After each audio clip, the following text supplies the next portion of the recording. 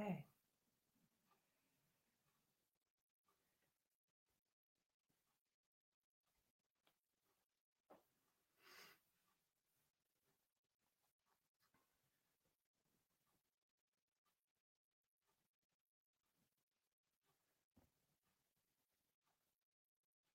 Hello everyone and welcome to Prime Strings and his online live class on vibrato.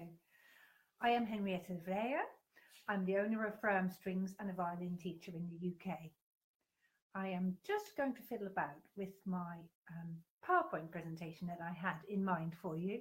So if you just bear with me a minute, then we can also perhaps wait for some more people to join us in this live broadcast.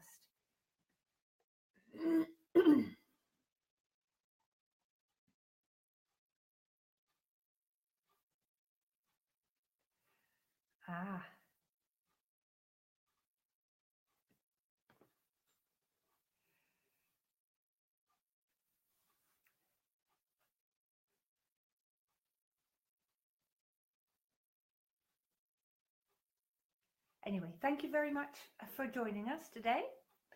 As I said, my name is Henriette. I'm delighted to teach you today. Over the years, I've helped people play with vibrato, and it's well over 25 years now, I hate to say. And I have to tell you that when I recently met one of my former students who's gone on to become a professional violinist in London, I noticed he still plays with the same vibrato as the one I taught him many years ago. So I'm delighted to teach you today, and thank you very much for joining us. When I first started to learn to play with vibrato, which I wanted to do very badly, right from the moment I started to play the violin, my teacher told me just to do it. Just wobble your hand and that would be it. And I would just be able to do it. And I'd so hoped that would be what would happen. And I can clearly remember my disappointment that my vibrato did not just appear, and that it took quite some time of very, very rigorous practice before my vibrato started to emerge. Also, I noticed that when I finally was able to play with vibrato, that it was a type of wobble which was uneven and not very powerful, and in fact quite awful to listen to. And I'm so glad that no recordings of that time exist, because it must have been terrible. If you find too that your vibrato can do with a bit of makeover, or that you want to start off for the first time to learn to play with vibrato, then this is the place to be, because today I will show you how I teach vibrato, and I will show you also exercises which will make it easier to develop your vibrato into a full, powerful, rich vibrato, which will really enhance your playing. But not only this, if you stay right through to the end of this video, I will have an exclusive offer, exclusive only for attendees of this webinar, with which you can not only improve your vibrato playing, but also other aspects of your technique. And I will show you this right at the end of this video. So I will show you how I teach vibrato, and that's also why this video is useful for teachers, because I get a lot of requests from teachers that ask me, how do you teach vibrato? Because so often it's still the case, I find in my experience, that people just get told to get on with it. And there are useful exercises that you can do to make your vibrato much easier to do and to make it into a better quality vibrato. So I was going to show you a PowerPoint presentation, but I'm not sure that it will work, and I will try that again and do it better next time.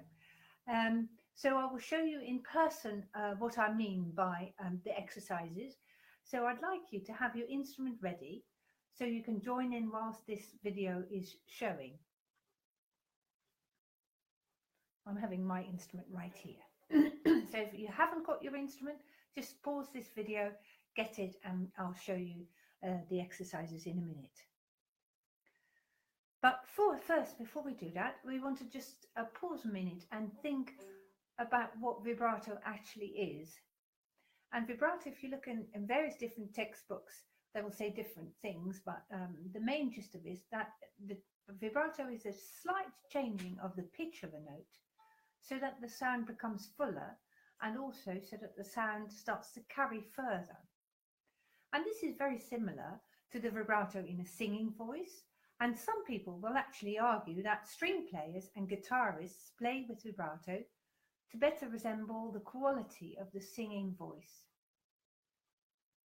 I guess that when I was talking about my earlier experience with my vibrato emerging, it did not resemble the singing voice at all. I knew something wasn't right that I was doing, and it didn't sound good, but that was not my fault. I simply wasn't ready to learn to play with vibrato. You may know from experience that for a good vibrato, a certain level of relaxation in the left arm and hand is required. I would suggest that if you do the exercises that follow on slightly later and your vibrato is not coming, don't despair, but just give it a break and try it again in 3 to 6 months' time. In my 25-year career as a violin teacher, I have never actually come across any student who was unable to learn to play with vibrato. But sometimes you just have to be patient and wait until the time is right, until you have enough relaxation in the left hand and arm before the vibrato can work properly. I would also say that in order to master vibrato successfully, a certain level of position playing is required, as there is some overlap in technique between changing position and vibrato.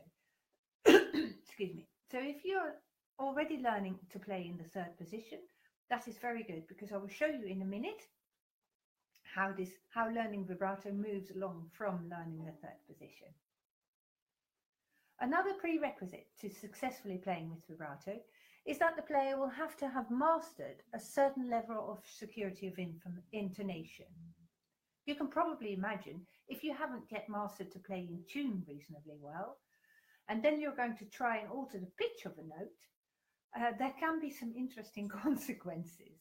Although I would also at the same time admit that I'm usually not too fussed when playing goes quite badly out of tune in the first moments when you're learning to play vibrato. So that's the other side of the coin then. Let's have a look now at what kind of different types of vibrato there are. There are 3 different types of vibrato. There is the hand vibrato and the arm vibrato and the finger vibrato. And these basically are different types of vibrato, different intensities of vibrato. And which type of vibrato is used largely depends on the style of music you play in, but also it depends on the capabilities of the player sometimes. So it's not set in stone. Loud and dramatic repertoire requires a larger and stronger vibrato than very slow, quiet or calm music. From an educational perspective, however, I would like to start always with a larger arm vibrato, where you use larger muscle groups, and then follow on with the more subtle hand vibrato and eventually onto a finger vibrato. As with many instruments, as with many techniques in instrumental learning, we start with the larger muscle groups and then follow on to the smaller motor movements thereafter. I will show you now how you can get your vibrato started if you have never done it before, or how you can develop a vibrato that's already going. So, when I teach vibrato, first of all, I wait until people are ready in that they have enough relaxation in their left hand. Let me position myself properly so you can actually see it. Okay, not yet. Okay, that's better. And what I first ask people to do is to go back in the third position, and this is where the overlap of the position playing is that I mentioned earlier. And I ask people just to slide up and down with their fingers like that. I have one finger on the A string. I start off with my second finger and I'm just sliding up and down. And you want to be in a position that this goes very smoothly with very little practice. So my fingertip stays in contact with the string all the time, and I'm just going up and down without forcing it. Okay, so you try this on one finger and then you change fingers and you think, yeah, that is going nice and smoothly. I get some students that can barely move their fingers up and down, and that is really, really difficult to do. And I'd say the time is not right then to learn vibrato. They would need a bit more time to learn some more flexibility in their left hand. Anyway, let's assume that you can do this fine. So I have now gone on to my first finger, just gently sliding up and down. And I make sure that the movement starts from my elbow. So I'm not waving my wrist like that at all. Okay, because I'm going to teach an arm vibrato first, like I said before. So we're going to always pretend this movement starts from the elbow. So this is the movement that I'm using. Okay, so check for yourself in a mirror whether that's really what you're doing, or whether you have a combination of your wrist waving and your elbow going out. And I want you to keep your wrist straight here, this area. Keep it straight, though not stiff, and move from the elbow. That's where the movement initiates from. And that way we're sliding on every single finger, including the pinky. And then if you've done it correctly, look at your fingertips. I don't even know if you can see it all right, but you can probably see here from my first finger, you can tell there is one single line of a little mark where the string has been in my finger. If you've got all sorts of different marks on your fingers, then you're not staying in the same track on your fingertip, and you want to do more of this exercise so that you stay in the same track all the time on your fingertip.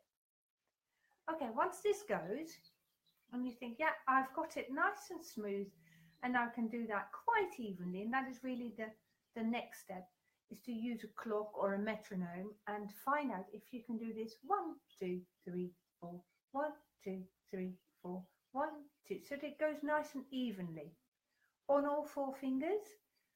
So you try that on the 4th finger, and on the 1st finger, and on the 2nd and 3rd fingers, like that.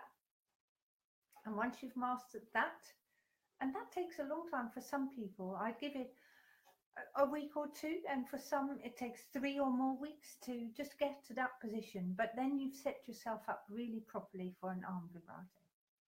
So once that goes brilliantly and you can stay in the same tracks on your fingertips, and you can play that regularly, so you can count or play along to a clock or a metronome, then it's time for the next step. And now I'm sliding like that. I find my easiest finger first, which for most people is either the 2nd or the 3rd finger. So find your easiest finger, and then you pretend you put a drop of super glue on your finger, and you keep your arm moving, but look, my fingertip is now stationary. It stays in the same place. How can it stay in the same place? Because my finger joints are bending and stretching. So there is movement there. You can probably tell, can't you? So I'm going in slow motion so you can perhaps see. So my finger is rolling over my fingertip. And you may find that for some, that stays like that for a very short period of time. And then you go back to the sliding and you try it again. Okay. So when you're happy with that, it's nice and supple. Pop a drop of super glue on, and there goes your finger. And you do that on all your fingers. So you take your time.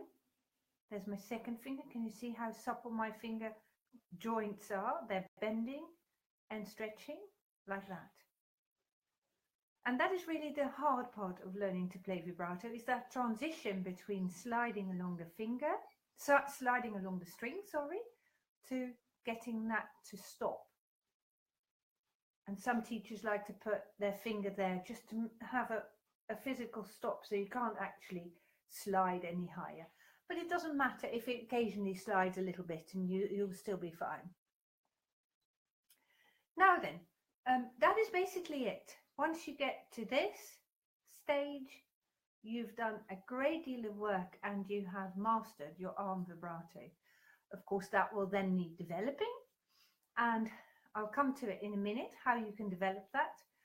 But then once you've got it going like that, use your metronome or your clock again and see if you can get it to go regularly.